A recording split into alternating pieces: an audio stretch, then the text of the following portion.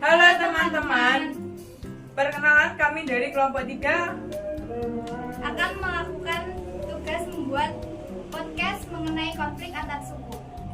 Simak dan jangan lewatkan podcast kami ya, bye-bye. Perkenalkan, nama saya Katalius Mahardika. Perkenalkan, nama saya Amelia Distara. Saya Vanessa Ula Putri. Perkenalkan, saya Risma Fia Mahendani. Perkenalkan, nama saya Nora Vindalia Malia. Saya Tataru Natalia. Jadi kesimpulan pada podcast kali ini yang membicarakan tentang konflik antar suku di Wamena, Papua. Baik, kita mulai dari Kakak Risma. Hai Kakak Risma, seperti yang saya akan katakan tadi, kita akan membahas konflik antar suku. Di Indonesia sering terjadi konflik antar suku. Menurut Kakak, apa sih penyebab terjadinya konflik antar suku?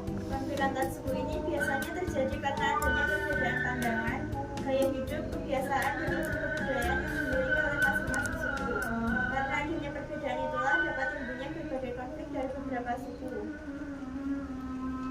Baik, pertanyaan yang kedua, siapa yang terlibat dalam konflik antar suku?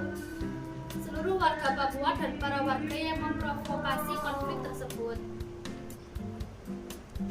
Baik, pertanyaan yang ketiga, kapan konflik antar suku terjadi?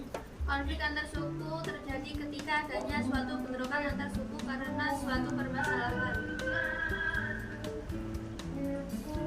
Pertanyaan yang selanjutnya, di mana lokasi konflik antar suku terjadi? Konflik di Wamena, Papua. Papua adalah salah satu provinsi di Indonesia yang memiliki banyak suku. Peristiwa konflik antar suku di Papua juga kerap terjadi. Salah satunya adalah konflik antar suku Duga dan Lani Jaya di Kampung Wauma pada tahun 2002 yang lalu.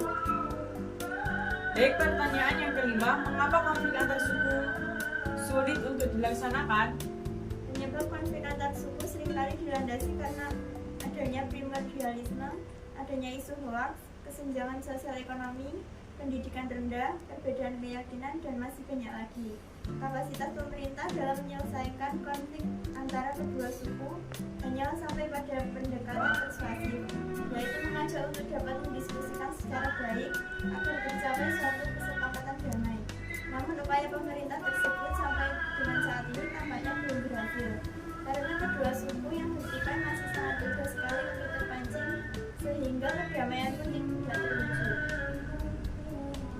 Jadi pertanyaan yang terakhir, bagaimana dampak dari konflik antar suku terhadap masyarakat dan pemerintah?